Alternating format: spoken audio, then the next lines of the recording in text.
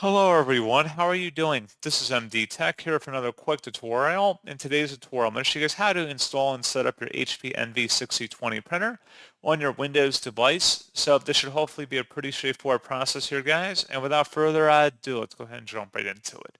So all you have to do is open up your web browser and you want to search for HP NV6020 drivers.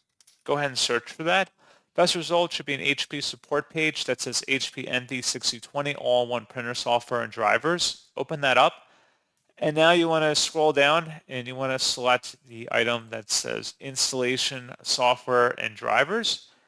And if you scroll down further, there should be an HP Easy Printer Setup software.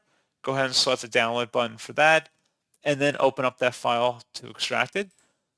And then once it's extracted, it should be a verified signed publisher, HP Inc. Select yes, and then proceed with the on-screen steps of configuring it for your device. And that's all you have to do. So pretty straightforward process, guys, how to set up your HP NV6020 printer. And as always, thank you for watching. I do hope that I was able to help you out, and I do look forward to catching you all in the next tutorial. Goodbye.